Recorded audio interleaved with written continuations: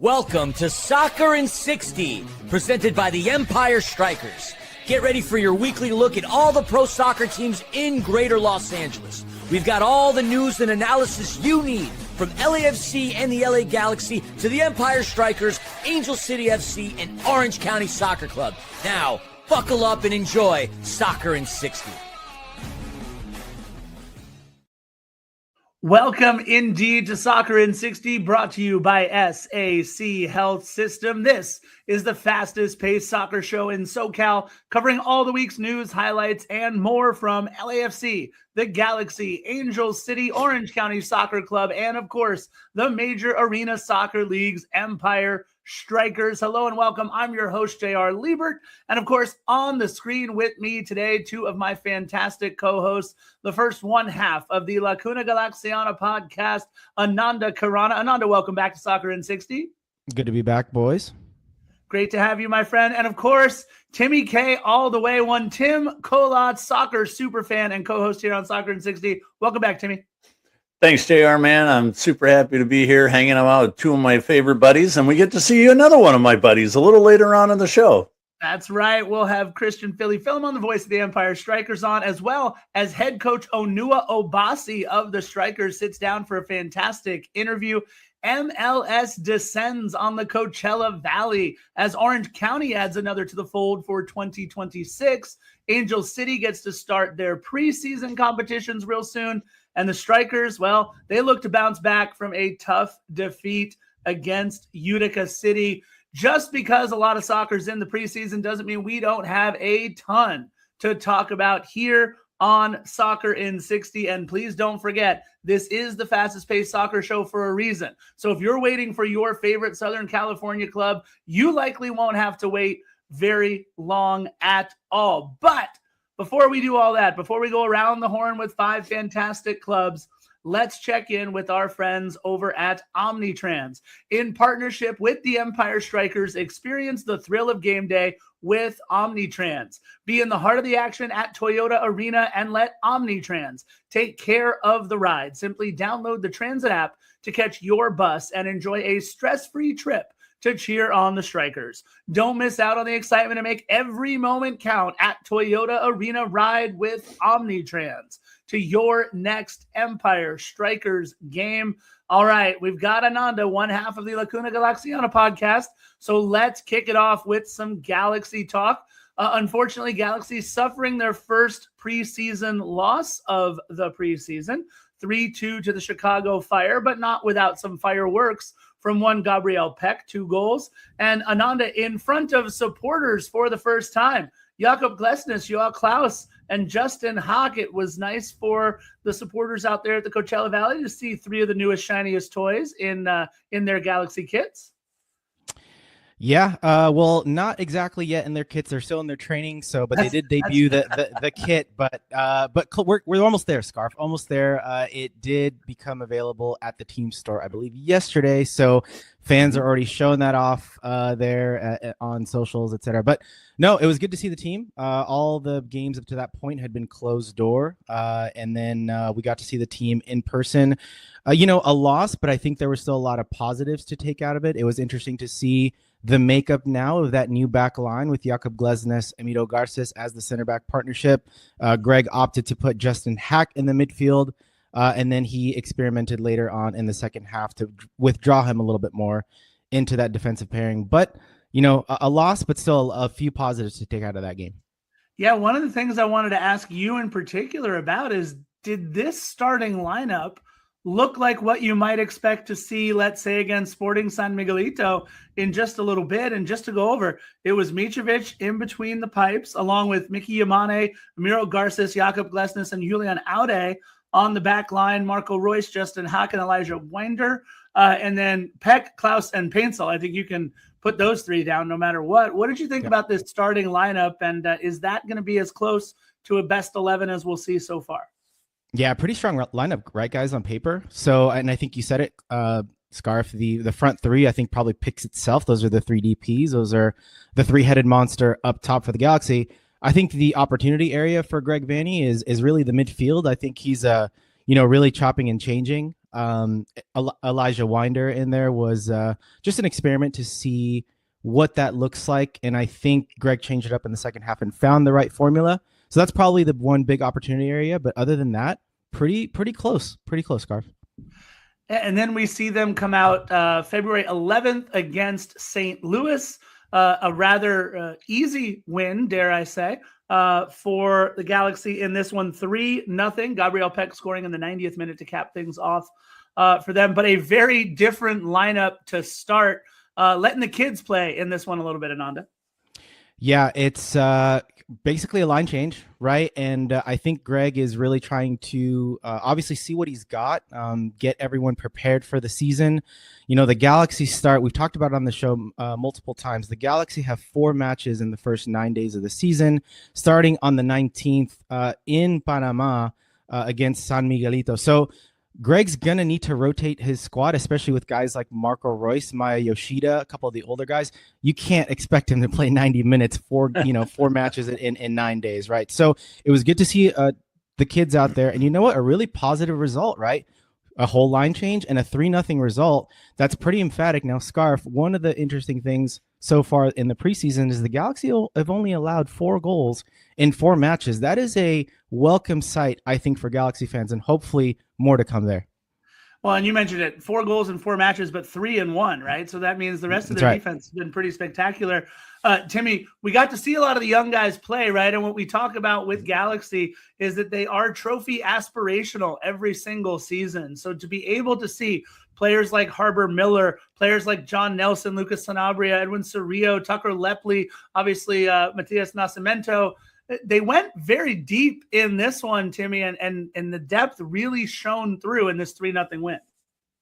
Yeah, and that's really got to bode well for the Galaxy and the Galaxy faithful, because if the Galaxy and Vanny can get these guys up to speed early, get them in full-on game shape, they're not going to be July game shape right now, right? But if you can get these guys to be 3-4 weeks down the road, especially with San Miguelito coming up on the schedule, expect to see every one of those guys that you just talked about, Miller, Nascimento, all of these guys are going to get quality minutes within those first 4 games because you have to.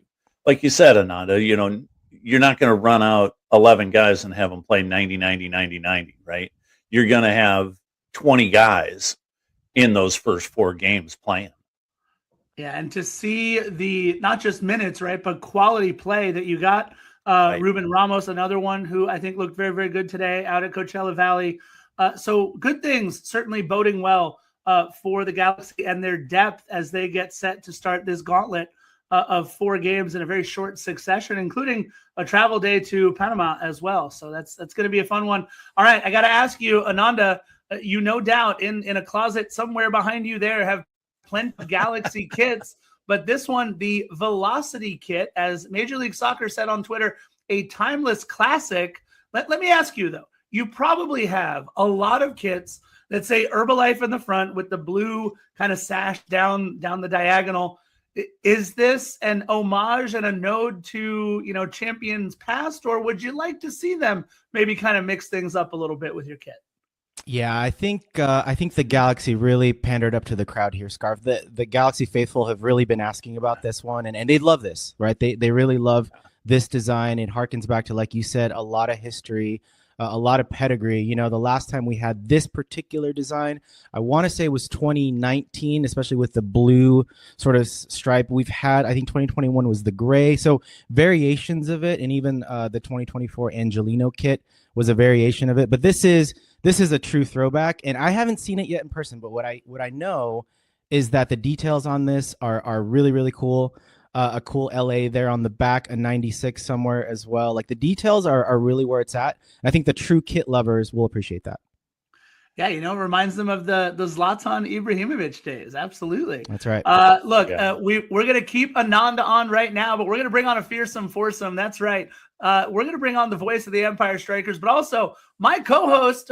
We founded the Defenders of the Bank podcast together, and all we do is talk about LAFC as much as humanly possible. Christian Philly Philemon. Philly, welcome to the pod. Thanks for bringing me back on, fellas. I've been sitting in the back room just trying to take control of my hiccups over here. So if I hiccup mid-sentence, I apologize. It's just when what happens when trying to carb load on oxygen tonight.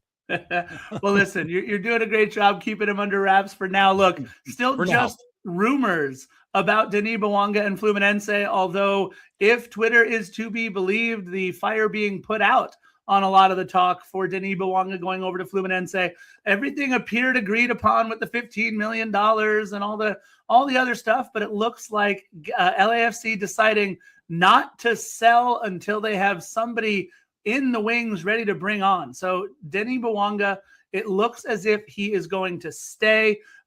Philly, your thoughts real quick on being able to keep Denis Bouanga in the fold. Let me have you shoot fish in a barrel here for a minute. Yeah, well, first and foremost, LAFC clearly remembered the harsh lesson they learned when they did that with Walker Zimmerman to start the season a long time ago now, it seems. The deal was agreed upon in principle. $15 million is a fair amount of money for somebody of Denis' caliber, but the idea was LAFC would need to find a replacement player, and they were talking about installments, which is not something that John Thorrington and co wanted, but installments, as we know, are a part of the pro game, even at the highest level, but no personnel, and quite honestly, how the hell are you going to replace Denny anyway? That first and foremost. I don't care how talented you are. We've seen plenty of talented people make the cross over the ocean only to suck in Major League Soccer. But he's sticking around. That's huge. Now he can make an honest run at the CONCACAF Champions Cup. We play in Honduras next week, LAFC against Real España, not to be confused with the team in Mexico. And this will be good. Now he gets a whole preseason with Sonny, a whole training camp with Sonny. And the way those two connected at the end of last season, it's only going to make things more beautiful. And if Denny truly wants that big payday, let him stay on a little extra longer with Sonny. Let him continue to make a run for that golden boot, and that's where he's going to get the checks. Let him ride off into the sunset. So he may be safe for now, but obviously summer transfer window is a different story. Yeah, absolutely. Let's hope LAFC doesn't get any huge overtures during that window either. But last Friday, February 6th, LAFC did confirm the signing of Canadian men's national team star midfielder Steven Eustáquio on loan from Porto. This loan is only through June 30th of this year, with a club option to buy. Not only is LAFC getting an incredible midfielder, but he'll be looking to impress to make sure that he keeps his spot at the Canadian men's national team, El Maple Tree, as I like to call them. Since the 2021-22 season, he's capped 156 times for the Portuguese giant, played in Champions League, Europa League, Club World Cup, and 100+ league and domestic matches. So a huge get. Philly, let me ask you as well. What's your take, on remaking the entire midfield here under newly appointed head coach Marc Dos Santos? I think the midfield was probably one of the weakest units as far as LAFC is concerned. We obviously gave Marky Delgado plenty of flowers, but there weren't that many players in the midfield. Matthew Chouanier obviously had some moments in the sun, but we didn't have any consistency in there. This loan may go to a time period in which LAFC views that Igor Jesus can come back fully and healthy, but I think this could be a scenario where we hang on to him for a little while. I'm not going to go out there and say I know everything about the guy. I find it also comical that we had to pay San Jose $50,000 in general allocation money to acquire his rights, this monopoly money. We should have a pod just on the wham gam thank you ma'ams of Major League Soccer. But this could be a great addition. It adds a lot more firepower. And you and I, we were chatting with Marc Dos Santos yesterday at the LAFC kit launch, and they are very bullish on this young man. It's not as if he's out of shape. He's already been playing and training with FC Porto, so he should be ready to go immediately.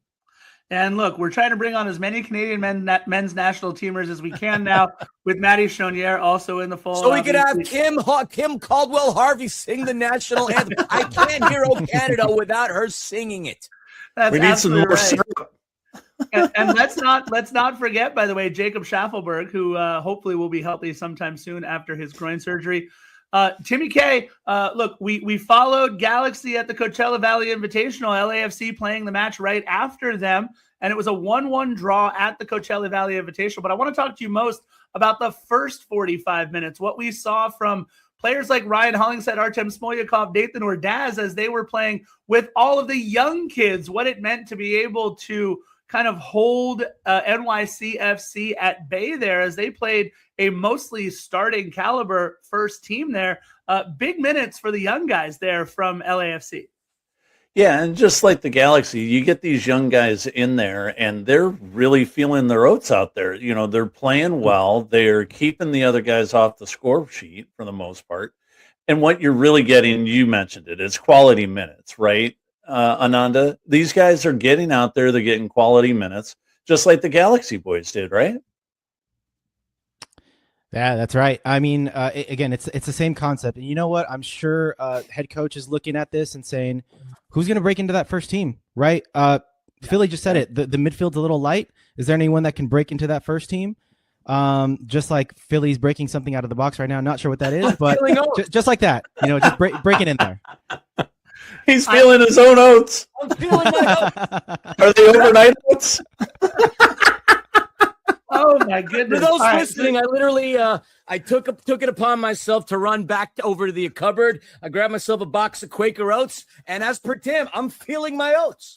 All right. Well, look, instead of throwing it to anybody else, I'm actually going to talk about something here myself. I'm wearing it right here. It's the new primary kit for 2026 for LAFC. It's got an Art Deco look. I think it looks absolutely fantastic. And it's a lighter weight material. So for somebody like me who's not made of a lighter weight material, it's really nice to be able to put this kit on and enjoy it. I got to say a big thank you to one Ananda Karana for coming on here. Really appreciate you, my friend.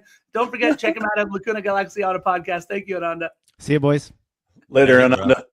We're going to keep Philly on here with Timmy K. And don't forget, we've got a fantastic interview with Empire Strykers head coach Onua Obasi coming up in just a little bit. But Philly, before we do that, you said to me when we were talking about this match for the Empire Strykers that even though it was a 10-9 loss, it was one of the more fun matches for you to call. I don't know that there can be much more fun out there than a back and forth 19-goal affair out at Toyota Arena.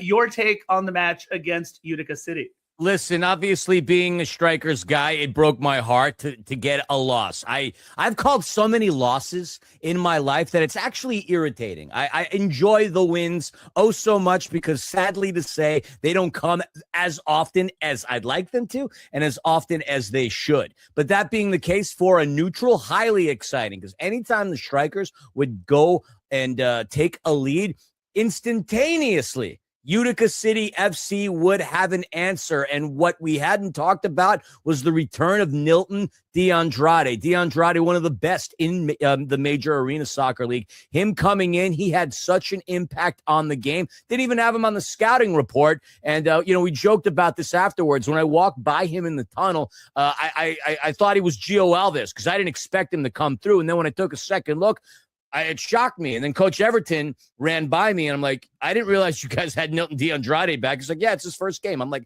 it would have been great to know that. And he absolutely butchered the Empire Strykers. He was such a difference maker. But the game itself, yes, was fun. And oh, by the way, that's now former head coach Everton of Utica City. Yikes. That was a bit of a surprise after the 10-9 win, but we'll talk more about the Empire Strykers end of it. Look, we talked about it as entertaining of an MASL game as you see, but Empire took the lead 1-0 behind Abdul Mansoure, but then it was consecutive runs of 3 goals, right? First for Utica City, then for the Empire Strykers. It was, you mentioned it, such a back and forth affair, but unfortunately, after the Strykers took the lead 6-5, they wouldn't take another lead in the match. And look, our producer Gunnar is, if he were in my headset right now, he'd be screaming at us to talk about the errors that were made by the Strykers that led to goals. One in particular, there was a 2-on-0 that the Strykers had. It was, I believe it was Mansoure and Palmer. Literally, it was just them and the keeper, Brian Wilkin. Brian Wilkin was way out of position. They had him beat, completely had him beat. The touch, the pass that Berto just had too strong a touch and missed the goal. Hit it against the wall, and that created a counterattack opportunity instantaneously in which Utica City FC would score. Had Berto been able to just thread that through, now the Strikers have a 2-goal lead, and we get closer to halftime with a different mindset. Instead, because of that scenario right there, and of course there were several errors, but that one sticks out in my head as clear as day. If Strikers go up by 2, totally different scenario. Seconds later, Utica City tied it, and that story result would continue until the final nail in the coffin with 30 seconds remaining. Nilton DeAndrade would thread it through 10-9. You want to talk about fatigue? 19 goal calls. And if you felt bad for me, I felt even worse for the public address announcer, John Spire. Well, Timmy, let me ask you about something here, though. 7 players registering at least 2 points for the Empire Strykers. Alan Perez, 2 goals and assists. Marco Fabian, 2 goals. Munir Alami, 2 assists. And then 4 players registering a goal and an assist. Look, defense notwithstanding, Timmy K, this is the offensive breakout that we've been looking for quite some time. That we've been desperate to see. Philly's mentioned it a bunch of times that, it's great that the defense is holding, up until the last couple of games, that the defense has been holding teams to 3, 4, 5 goals. But the Strikers need to be winning these games 6-7-5, 7-5, 7-4 type of things. And you hit it on the head. This is the offensive breakout that's been needed by the Strikers. And hopefully this bleeds into the next several games where they can get some of these 7-8 goal runs. And Philly, let me talk to you about these next several games. They obviously head down to Oceanside Sunday, February 15th to take on the San Diego Sockers. But then they come home for an extended 4-game homestand, including just the very next day, Monday, February 16th against the Milwaukee Wave, February 19th against Baltimore Blast, February 22nd against Tacoma Stars, 4 matches in 8 days. And then for my mom's birthday, they're going to play against San Diego Sockers on March 5th. How big are these matches? They currently sit 1 spot out of the playoffs, 3 points and 2 matches behind Baltimore Blast. Listen, I hate saying it as cliche, but every result carries a significant amount of weight. And the way these games are structured, every team is going to have some kind of fatigue issue. So yes, Empire's playing the Sockers on the road in Oceanside on Sunday, February 15th. But the Sockers, the day before, less than 24 hours before, they'll be in Kansas City taking on the Comets. So it's going to be really important to find and to look to see who San Diego brings. It's a very deep team. But then in less than 24 hours, they got to come home, sleep for like all of 30 minutes, and then get ready to take on Empire.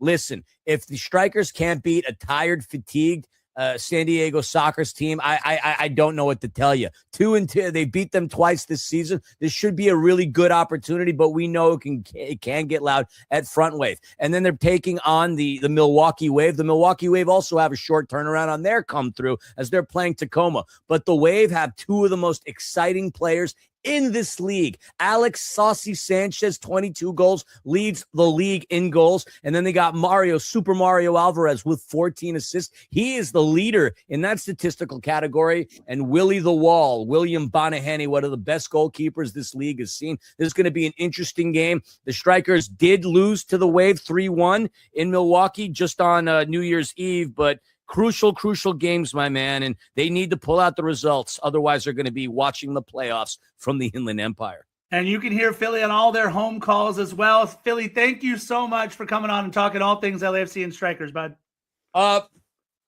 Thank you, fellas, and I will continue to feel my oats. See you, Philly. All right, let's check in with our good friends over at National Core before we get to our interview with head coach Onua Obasi. National Core is one of the nation's largest nonprofit affordable housing developers and a proud sponsor of your MASL team, the Empire Strykers. At National Core, they believe that soccer has the power to transform lives just like they do. They believe in building strong communities on and off the field. And to learn more about National Core and their mission, head on over to nationalcore.org. Org. All right, Timmy K.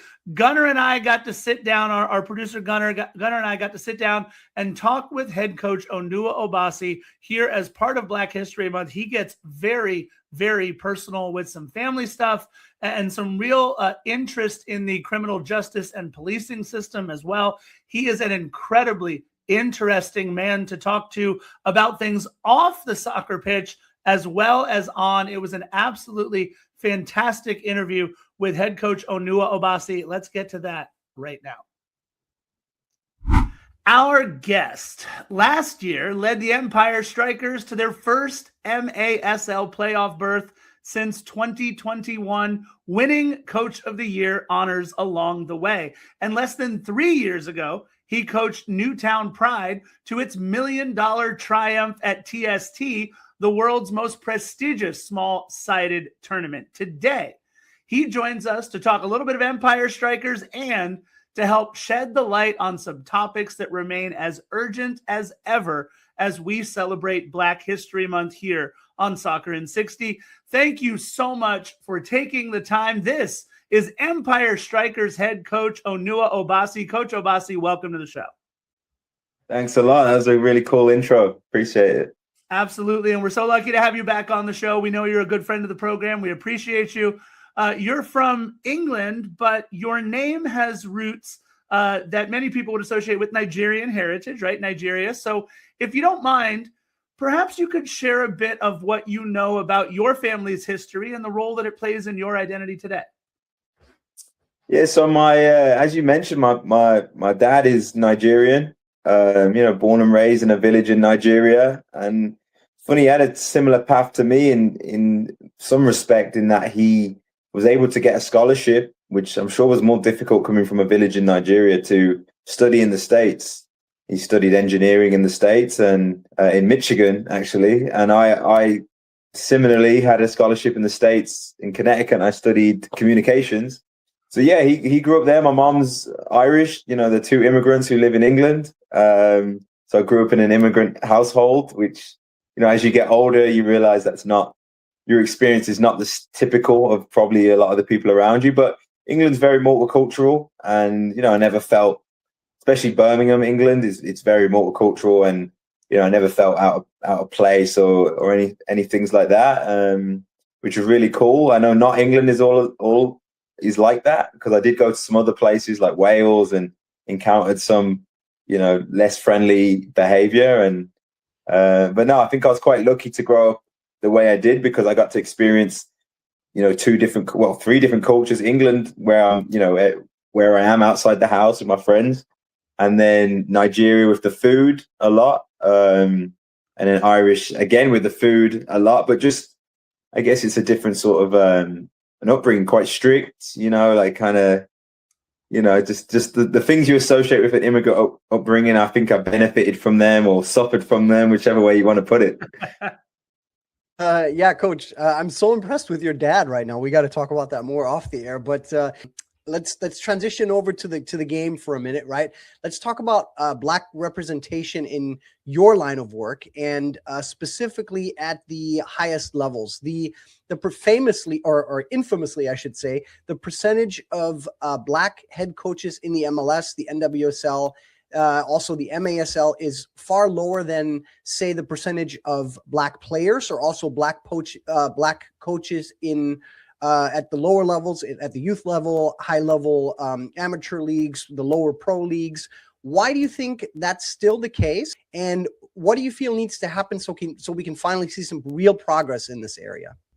Yeah, I think it's one of those issues that I think when you kind of look into representation in any field, really, I believe, the same issues that plague a lot of industries and a lot of, work is found in sport. And, I think if you look at how many people of color are represented in leadership positions, as you mentioned, it is lower than how much they make up, especially of athletes.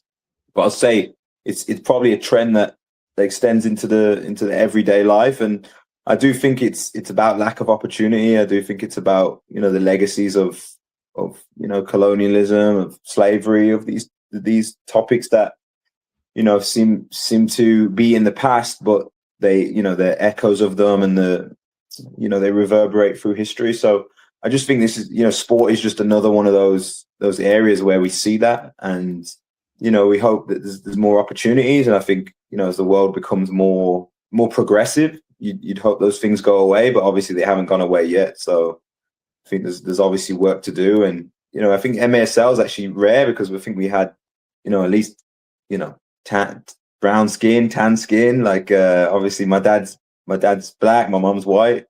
We got Everton, the Utica coach, and David Bascom in Baltimore. Who are all people of color. So I think that's cool, like to have some representation. And as someone growing up who was mixed heritage, and seeing people who look like you is just important. Same way when girls see women in coaching positions, they're underrepresented, but when you see it, I can imagine for them it's a really cool thing. And someone who's got a daughter, I see just how representation can inspire and can make people feel more connected to the sport. Yeah, Coach, I was lucky enough to be in the room when Wilfred Nancy won MLS Cup last season, and I was able, 2 seasons ago, and I was able to ask him about the burden or the title of being the first MLS head coach of color to win MLS Cup. And of course, you now taking home Coach of the Year honors last season in the MASL. Given the poor, or at least lack of Black representation among head coaches at the highest level, have you felt kind of an added responsibility or maybe opportunity to kind of help the cause as a Black head coach in the highest level of indoor soccer in the world? And did that play into how you felt about winning Coach of the Year in any way as well? To be honest, man, not really. Not really. I'm aware of like that I'm a person of color for sure. It's definitely not lost on me. And obviously I was raised in quite a middle class kind of household. So I think some of the disadvantages I was kind of had the fortune to kind of not have to experience, if I'm being honest. So when I conduct myself in daily life, it's not something that is as much I see as a burden as it could be, because I do think there is stigmas attached, there is stereotypes attached, and as I was younger, and certain ways I would dress and people I'd hang around with, you can see that play out in real life. But I feel as though in the world of sport, or at least MASL, I feel as though the people are very very cool. Like the people I've met, even though some of their politics I might disagree with, I think the way they treat people and the way they talk about people, and the ways that you maybe think someone could be ignorant, I just haven't seen it, which was really cool. And I think that helps you just not wear it, as much. Sure. But I know not every industry is like that. I just know that's the reality I faced when I'm in the MASL. Yeah. Coach, another little bit of a transition. Since it is Black History Month, and we know you are fairly outspoken on certain social issues, I figured this was a good chance to ask you about something that you mentioned to me in a private conversation not too long ago. It had to do with something that you noticed when you were, again, this is away from soccer. You talked to me about getting pulled over maybe by a police officer, and something that you noticed in that interaction. Can you tell us what that was and why it was significant to you?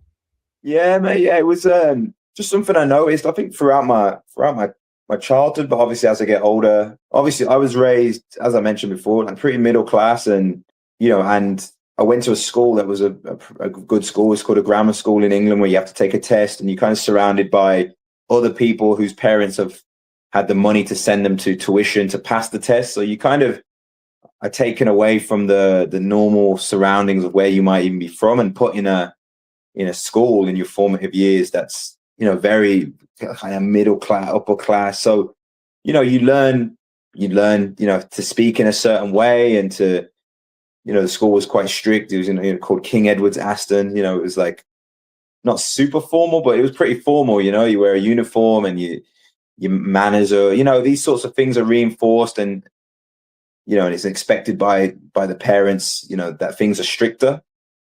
and obviously my parents too, the job that they play. So I've noticed, when I interact with people, authority, police, different people, the reaction I've always got is like a more positive one than I know some of my peers who I was friends with through soccer, who, people of color as well, and they, with their upbringing, their experiences was different. The way they can interact, and I do find that something, even when I coach kids and I played on different teams. I remember playing in Baltimore and, going to some of the inner city appearances, and you see, a lot of these kids lack some of the skills or some of the opportunities I was given to develop some of the social skills and some of the manners and how to diffuse situations and those sorts of things. So I see it as obviously a benefit that I had that you kind of take for granted when you interact with authority, you interact with, those sorts of things that come in life, that it definitely helped me. And I know that not everyone's as fortunate to have the education and the background that I got. So yeah, that was something I noticed with my friends. Some of them had some horror stories, some really bad situations, but I think, part of it is, there is a stereotype that exists, and when you expel it quickly with the way you speak and interact, it served me well. But obviously, in an ideal world, those things don't exist in the first place. And while we're on the subject of police, we should mention that these experiences didn't happen in a vacuum for you, but that you've long had a deep interest in policing and the extremely broad and highly complex field of criminal justice. In fact, you do have a bit of background in the field. Do you mind sharing what that background is and kind of how it shapes the lens through which you view American society after more than 15 years living here now? Yeah, I was really fortunate with my scholarship. When I come to the States and I was studying, I had to take some elective classes, and I really had no clue. I just was probably picking what I felt was the easiest when I saw it written down on a piece of paper. So I picked some criminal justice classes because they sounded interesting, and I said, I can do that. I can do those sorts of things, and they were they were the most eye-opening and insightful classes I ever took. And one of them was about the DSM manual and the different different psychiatric kind of evaluations and stuff. Super interesting. Within that, there was a module, super fascinating module about psychopaths, and yeah, it was a class on that. So imagine how, sounds a bit morbid, but it was a very fun and eye-opening class because you get to see how someone develops into that sort of character, and couple that with a class we took on. It was about prisons and recidivism, and why people end up in jail and why people end up reoffending. And I was kind of enmeshed in that for a good couple of semesters, and you kind of realize that the things that lead people to a life of crime or a life of is pretty standard across the world, really. And it's stuff like poverty, lack of opportunity, unstructured leisure time, and these sorts of things are things that they happen everywhere, even in a wealthy country and poor countries, and they lead to crime. So when you kind of realize that, you start to look at things differently, and you start to look at, criminals. Obviously, it's a bad thing. It's something that we're trying to get rid of. But what I realized quickly was just by locking people up, if you don't address the underlying causes, they'll just reoffend. It's almost like clockwork, like because that's all they know and that's the only opportunities they have. So you see when they compare prison systems, I thought that was super fascinating. They compare prison systems around the world and ones that rehabilitate people and give them skills, and how that affects, they're much less likely to reoffend. When you start to put those kind of puzzle pieces together, I think you suddenly start looking at the world differently, and you start looking at, if people are given opportunities, they don't want to do crime, as opposed to just thinking criminals are just bad people, inherently bad people. You start to realize, well, actually, if that could be you who got no opportunities and, didn't have money and faced abuse, and, even as simple as your mom not getting the right care when she's pregnant with you, these are things you can't control. So, the answer is not just locking people up and punishing them.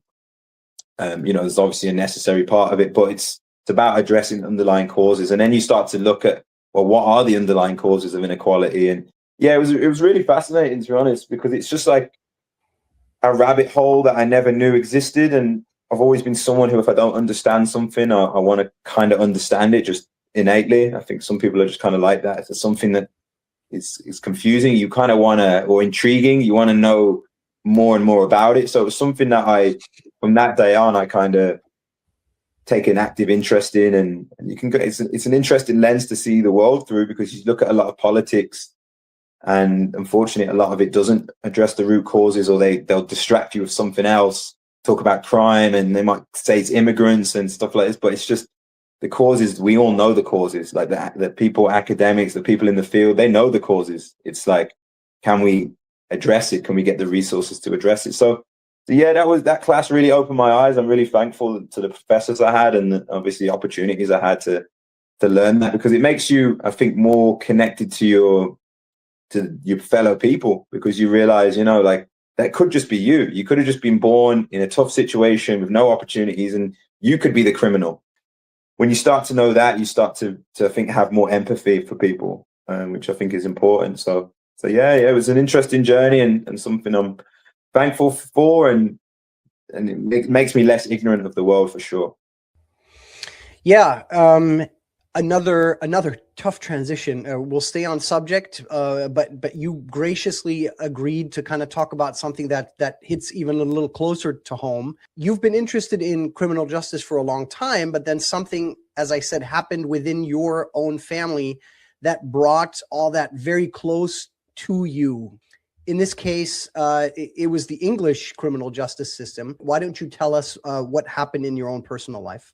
Yeah, mate. Yeah, as I mentioned to you, we had a tragedy in the family. Obviously, I'm one of 4 kids, and really sadly, my brother passed away. Like 2 and a bit years ago, and it was not great circumstances. Just he was just going on a walk like he likes to do, and he got basically attacked by 5 or 6 guys, and ended his life. Just very suddenly and very, very tragically. For the family. And so I got to, feel firsthand about, crime right on your doorstep, and how do you make sense of it, and how do you, there's a whole, obviously, process grieving, and then there's a whole justice system process. And obviously I was quite removed because I'm in the States, and obviously my family dealt with it more acutely. And, I was in the middle of a season. So, in times like this, you're thankful for sport to kind of take your mind off things. But, and I think I'm thankful that I had the background I have in understanding like crime and stuff, because it just, when it hits home, you're trying to make sense of it, and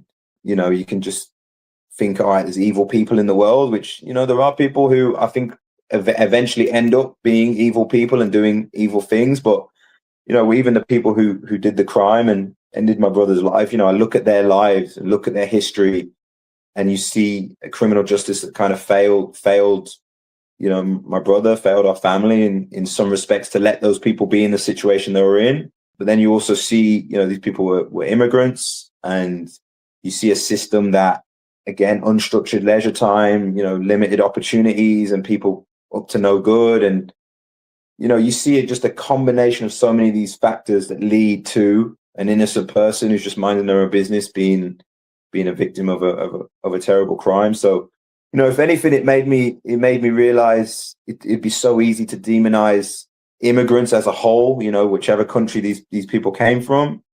But you realize that it's useless. It's trying to understand how to stop something like this happening again. And as I was mentioning before, unless you address the root causes, people are going to do horrible things and heinous things. And I'm sure even if you address them all, there's going to be some subsection of people who are not going to do well. But I think, again, just seeing how these things can be prevented, which comes back to addressing those root causes, which I think are often not thought about. And so it was definitely a really sad situation, and it just gives you a new perspective on life, and just probably makes you even more motivated to say things need to change to avoid these, because no one should have to go through that, through these things, and they are avoidable, or definitely you can reduce the level they happen if we tackle like societies that face all problems that face all societies.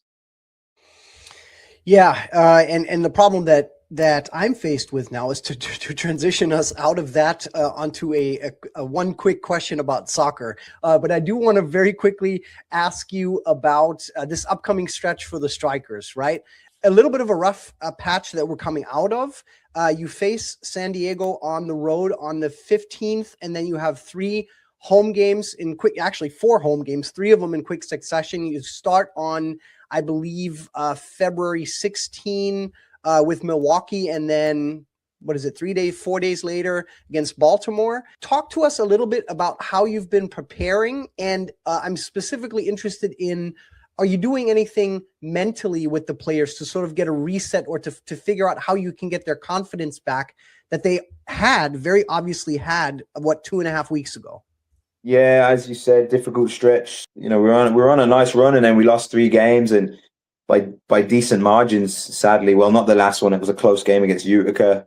But yeah, KC and Baltimore, it's like I think we were, as a group, optimistic that we were going to be able to kind of get results or, put in performances that would lead to a good result. And unfortunately, it didn't pan out like that, which is disappointing. I know we're all frustrated, and times like that, you really mentally is probably more important than physical, as you kind of were mentioning, because it is a blow. It's like you took a heavy blow, and how do you recover from that? How do you motivate people again? And to be honest, I was always a player who was very much, I wasn't very emotional as a player. I wouldn't get too high on wins. I wouldn't get low on losses. I was very much like, okay, how did I perform? Like, did I do my job? If I did, I'm not going to be, I'd be disappointed if I played badly. But as a professional, it was very much like, all right, did I do my job?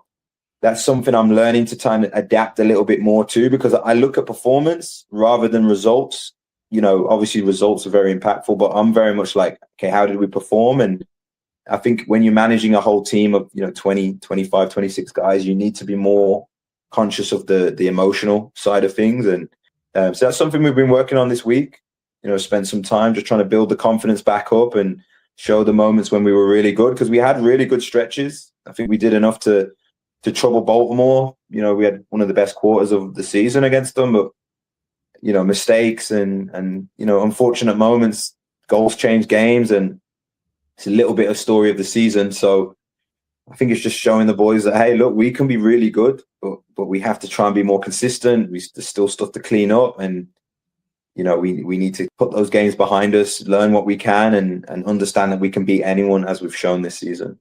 Yeah, Coach, it's a big 5-game stretch coming up. We mentioned headed down to Oceanside, and then don't forget, 4 straight home matches out at Toyota Arena. If you want to see Coach Onua Obasi and the Empire Strykers, again, MASL, the highest level of indoor soccer in the world, head on over to theempirestrykers.com, and that's strikers with a Y, and you can see one of the most interesting men in the world as we got to sit here and talk with head coach Onua Obasi. Coach Obasi, we know you give so freely of your time to us here at Soccer in 60. Thank you so much for coming on again, and good luck over this next stretch.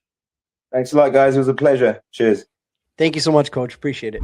All right, so there you have it. Timmy K, we could have sat down and talked with him for hours. He has an incredibly interesting background and personal story, but unfortunately, sure. We didn't have the time, but it's time to get in to Angel City FC. And Timmy K, we talked about the MLS boys kicking things off out in Coachella. Well, just next week, Sunday, February 15th, day after Valentine's Day, it'll be the NWSL's turn, as they have 2 days out at Coachella, Sunday, February 15th and Saturday, February 21st. But first, taking on the Portland Thorns out there at Coachella Valley. This will be the first time, Timmy K, that we get to see Alex Strauss with a full preseason. It'll be interesting to see what these girls look like out there for Angel City FC. Yeah, it'll be really interesting, and I'm really looking forward to it. Out of all the games out of Coachella Valley in this spring, this is the one that's probably on, I know it's on everybody's Angel City radar, but definitely I think it's a lot of other people's radar too, because of how much time Alex Strauss has now had. He's remade the roster in his mind as to what he wants this to lay down as. And he's got almost everybody healthy. So taking Angel City out to Coachella Valley and having a really strong opening game against a tough team in the Portland Thorns, this ought to be really fascinating, is to see what really truly happens. And we know it's preseason, right? And, if they go out and whack some 10-0, nobody's going to think twice about it. But the reality is, if they go out there and they win 3-0 in a big, strong game, It bodes well for the start of the season for the Angel City crew. Yeah, and you're absolutely right. And look, there's no more looking back at that door, excuse me, as if Alyssa Thompson is going to come walking back through, right? She's now been a full season over at Chelsea, playing well for them, by the way, third in the Women's Super League over there in goals with 7. But not too bad. I won't look too far across the pond, but you've got her sister Giselle ready to take a starring role. You'll have Claire Emsley coming back soon. You'll have Kennedy Fuller, another starring role. And we mentioned all the great additions in the off season. So it'll be really time to see what we get from Alex Strauss's crew against the Portland Thorns. And again, just 6 days later, taking on Seattle Reign. The only thing that I advise all of you, if you are going out to the Coachella Valley Invitational, bring a hat, bring an umbrella, bring something that offers you shade, because it is warm out there at the polo fields in Indio. Let me tell you, 1 p.m. and 1:30 p.m. are the start times for those 2 games. So that sun will be burning. Kind of a neat moment, Timmy, at the Super Bowl this last weekend was Savvy King getting to meet Buffalo Bills safety Damar Hamlin. They got to meet for the first time. And of course, both of those athletes, while they are incredible athletes in their own right, known more for, unfortunately, suffering cardiac arrests while they were out there on their respective fields or pitches. In November 2025, King created the Savvy King of Hearts Foundation after her incident to advocate, educate, and hopefully prevent others from experiencing similar medical emergencies. Her foundation aims to raise awareness about CPR, expand access to heart screenings, and empower others to be ready in those critical moments. How inspirational is it now to look at, she was so young when this happened too, Savvy King, and again, meeting up with someone like Damar Hamlin, who's inspirational in his own right. But what does that mean for Angel City? Hopefully not only to get Savvy King back as a regular, but to have her story out there as an inspiration to others. I think it's incredible. I think with Hamlin and King out there getting in front of the media, especially at the biggest sporting event here in the U.S., not in the world, because that'll be a little later on this summer. But the reality that those two have had at such a young age, I don't care, you're under 40 and you have a cardiac event, something that's just wild, but much less in their 20s. But to put those two front and center in front of a couple 100 million people, through media and that type of thing, I think it really says a lot to not only what the NFL is doing, bringing awareness to it, but getting Angel City even more in front of people, and then having the younger generation, the kids that are 17, 18, 25 years old. Both of my kids know CPR and they could save a life too. My wife and I do it. My wife gets recertified every year just to make sure she's on top of it. So to have 2 prominent players at this age getting out and not forcing it down people's throats, but getting it in front of people's minds to go get CPR trained, I think it's amazing. I think it's incredible. And I think everybody in the world should be able to save somebody else's life. And again, if not for the heroic efforts by the first responders that were there pitch side when that happened with Savvy King, we might not be able to talk about her inspirational story. Right. So an incredible foundation. Again, it's Savvy King of Hearts Foundation that's aiming to do all of those wonderful things. All right, let's skip on over to Orange County Soccer Club. Marcelo Palomino suiting up in bright orange yet again, this time for Orange County Soccer Club, the 24-year-old Houston native and attacking midfielder who came through the Houston Dynamo system. He loves those bright orange colors, let me tell you. Going from the Dynamo now to Orange County. He featured in 5 matches for the Dynamo, and he was very effective in 18 matches for Dynamo 2, scoring 7 goals and 3 assists in those 18 matches. Most recently playing in Sweden's 2nd division, where he scored 5 goals in just under 1,400 minutes for GIF Sundsvall in their 2nd division out there. He's also featured quite a bit for the U.S. youth national teams. Obviously, he's 24 now, but he scored 3 goals under the youth national team system. And Timmy, though he's just 24, he's been playing first-team soccer since he was 19 years old. This is another veteran presence in the Orange County midfield. He could also maybe slide into an attacking role as well. So bring another player in like this. This has to bode well for their midfield this season in Orange County. Absolutely, Scarf. This is a great signing. This is going to be great for the club. And you said it. He could easily move up into that forward line. If anybody gets injured, which hopefully nobody does, but they could easily push him up into pushing up into that attacking forward position, make him kind of like a real number 9 type of thing. Have the guys out on the wing with Zubac and War, and they could kind of be streaking down the side, and he could be in that middle spot. I see great things for him this coming season. I think it's a great addition to the club. Yeah, hopefully consistent minutes there in the midfield for him as well. He won't get to play, it doesn't look like, at least in any preseason matches, but Orange County just got to say hi to an old friend of theirs, Kobe Henry, facing his former squad. He's now with Real Salt Lake. And the County boys, they showed themselves quite well. A 1-1 draw against Real Salt Lake, a very good MLS team coming into this next season. A lot of things expected of them, but a good test for them early on in the preseason, right, against an MLS side. Yeah, and we talked to Coach Stone last week, and he said the same thing. Being able to get on the pitch against high-quality MLS teams that aren't just throwing out their third-string guys. They're throwing out a lot of their first level guys that are going to be starting the season for the MLS clubs, and to get a 1-1 draw with Real, this is a great start to the preseason and almost to the end of the preseason, as we're just a few weeks away for Orange County kicking things off. Yeah, I think this is really a big deal for Orange County to get this 1-1 draw. Yeah, iron sharpening iron, right? They played Galaxy not too long ago, and now RSL. So good minutes for them for sure. Let's real quick. Tyson Espy has been a force on the U17 for the U.S. Youth National Team, starting and playing the full 90 in their last 2 victories: 8-0 over St. Vincent and the Grenadines, and 10-0 over St. Kitts and Nevis. He has looked great there on the back line, and just yet another example of quality young talent there down in Orange County. Tyson Espy starring for the U.S. Youth National Team. Let's get into the strike force. Look, so many different people to choose from, Timmy. But look, a lot of players with 2 or more goal contributions. So getting the first star in our strike force, Alan Perez, 2 goals and assist for the defender midfielder.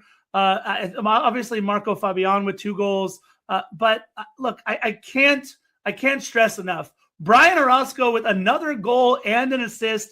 He is a goalkeeper, folks. Timmy K, what is it like watching Brian Orozco week after week get on the score sheet?